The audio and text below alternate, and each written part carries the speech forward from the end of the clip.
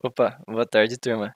Nós vamos falar sobre o tema do transhumanismo. Nosso grupo é formado por mim, o José Daniel e o Eduardo Godinho. Durante o vídeo, a gente vai trazer vários assuntos e vamos dar nossa opinião sobre o que a gente pesquisou e o que a gente viu sobre o assunto. Espero que vocês também formem a sua e fiquem com o vídeo aí. Então, vamos começar com uma pequena introdução. É, o transhumanismo é uma filosofia que surgiu nos anos de 1923, e por mais que pareça ser uma ideia muito futurista, né? É algo bem comum que já vem se falando há bastante tempo.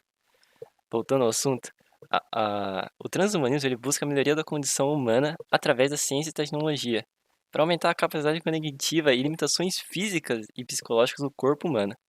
Esse conceito fala sobre aumentar até mesmo substituir nossa biologia por tecnologia.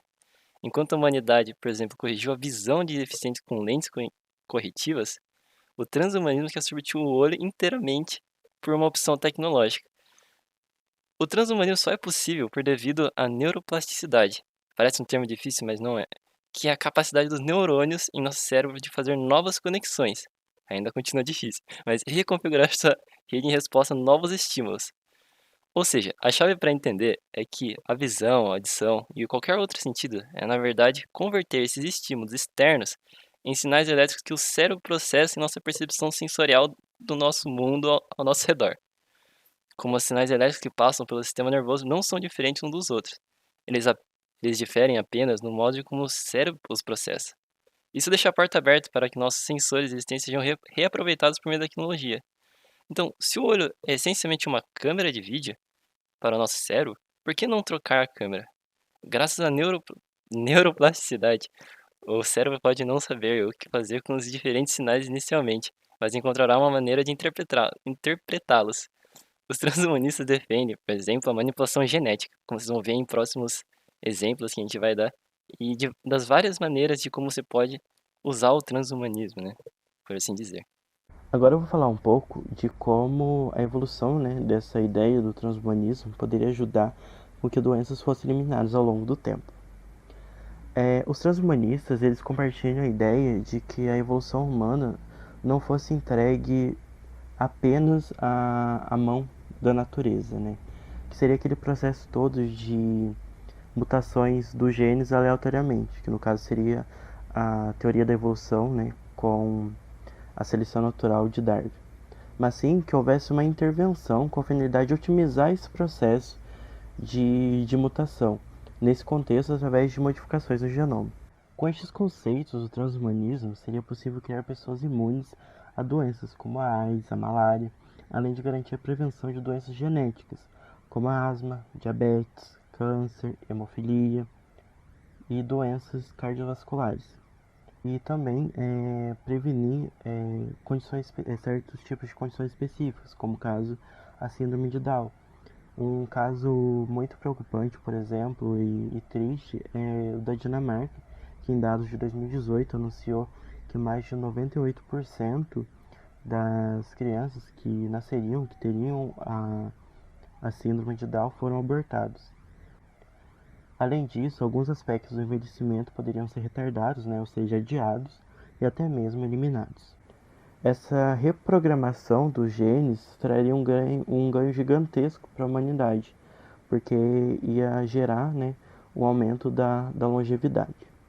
Um exemplo dessa ideia de modificação genética seria que no dia 24 de fevereiro de 2015, o Legislativo britânico ele aprovou uma lei permitindo a geração de embriões com DNAs de 3 pessoas diferentes.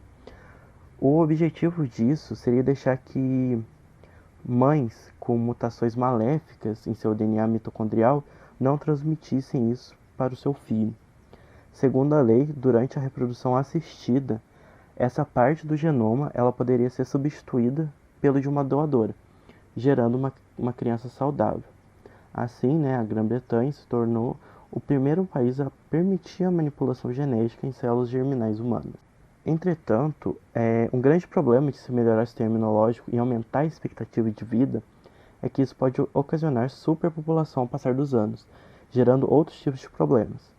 Claro, isso em uma sociedade totalmente utópica em que todos teriam acesso a esses avanços tecnológicos e científicos. Outro ponto a ser considerado seria o fim entre aspas, da teoria da evolução biológica através da seleção natural de Charles Darwin, pois o próprio homem iria provocar sua evolução, dirigida e planejada, e não aleatória.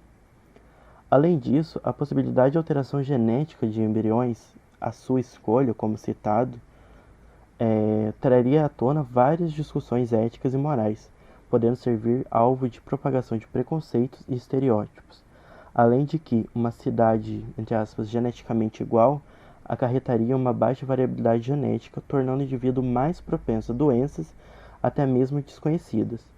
Mas, no caso, esse seria outro ponto que, como visto, tem sua solução teorizada com o avanço do transhumanismo. O que nos leva a pensar, né, até onde somos capazes de chegar com o avanço e a união da tecnologia e da ciência. O futuro, por exemplo, ele pode abrir portas para vincular sua mente diretamente a uma inteligência artificial, a fim de facilitar a pessoa em um aprendizado, fazer um tipo de transferência mental, superar condições neurológicas ou apenas para você usar a internet. Falando um pouco sobre a transferência mental, a inteligência artificial ligada à computação teria um grande papel nisso, transferindo conteúdo da sua mente, como lembranças do passado, traços da personalidade, para um disco rígido, método que hoje é conhecido como carregamento da mente. Bom, como foi falado antes de implantar uma inteligência artificial no cérebro, eu venho trazer um exemplo para vocês de uma hacker escocesa chamada Lef Anonim. Ela é conhecida como a Transhumana. Ela é uma hacker que implantou 50 chips e ímãs no próprio corpo para aumentar a capacidade do corpo dela, né, de se comunicar com os fatores externos. Ela fez as cirurgias amadormente e sem anestesia. Ela colocou vários chips, ímãs, etc., na ponta dos dedos, nas mãos e tudo mais, permitindo que ela sinta objetos e as forças dos seus campos magnéticos, que ela, por exemplo, desbloqueie o celular ou computador sem precisar encostar, ou até ela implantou um microchip na palma da mão para que ela possa fazer pagamentos sem usar os cartões. Então esse é um exemplo de um exemplo meio maluco sobre transhumanismo e implantar chips no corpo para aumentar a capacidade do ser humano. Bom, a maior prioridade do transhumanismo deve ser a redução de riscos da vida e no desenvolvimento de novas formas de preservação da vida humana e da saúde. Porém, um dos grandes medos que todos têm, que eu tenho, sobre o transhumanismo é que isso pode agravar ainda mais a desigualdade social que existe.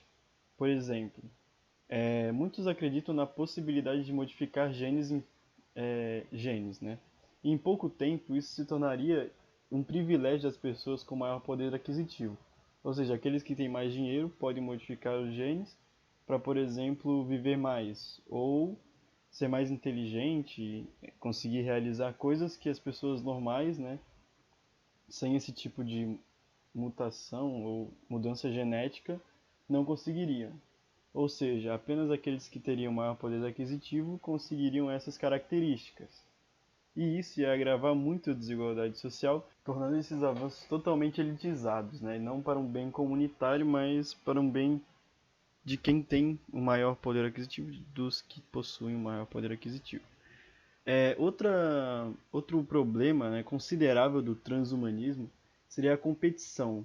Né? A competição que já está instaurada dentro da nossa sociedade já está habituada à competição excessiva, sempre buscando ter o melhor produto, sempre buscando ter o melhor carro, sempre buscando ter a melhor moto, sempre o melhor.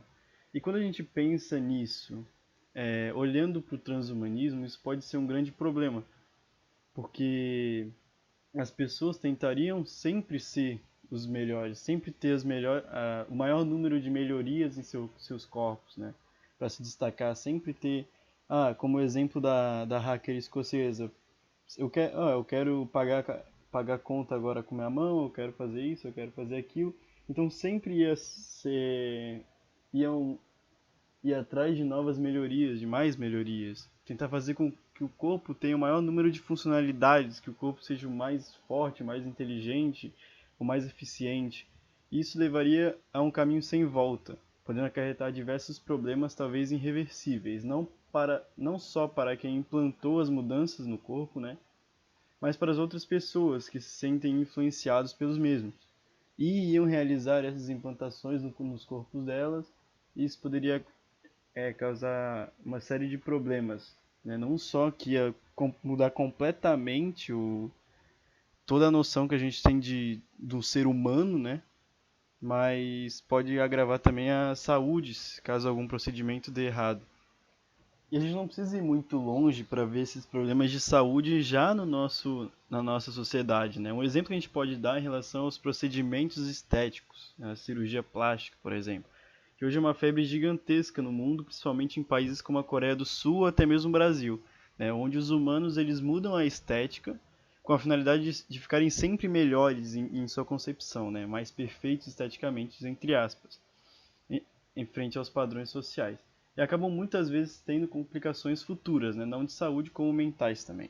Então a gente pensa, a gente tem o exemplo das cirurgias plásticas, né? Onde muitas vezes, não muitas, mas algumas vezes podem causar complicações de saúde, mas o pior do que complicações de saúde são aquelas complicações mentais, né? Onde a pessoa ela é muito influenciável ao meio, à rede social, a tudo que ela vê, tudo que ela consome, e ela fica com vontade, pô, eu quero fazer essa cirurgia aqui, eu acho que eu vou me sentir melhor e tudo mais, e às vezes acaba que não se sente melhor e acaba se acaba psicologicamente, né? E causando muitos problemas. E se a gente pensar nisso, no escopo do transhumanismo, a pessoa ela pode, pô, se modificar lá, trocar um negócio, trocar aquilo, mas e é isso, completamente influenciável, né? Só porque as outras pessoas trocaram, ela quer trocar também, né? Só porque as outras pessoas fizeram cirurgia plástica, eu quero fazer cirurgia plástica também. Então, a gente pode levar isso como exemplo, né? Que já existe hoje, já é muito claro o que acontece, né? Todo mundo que realiza cirurgias plásticas, claro que, pô, não é sempre que é ruim também, mas a gente leva isso como exemplo para, né, refletir.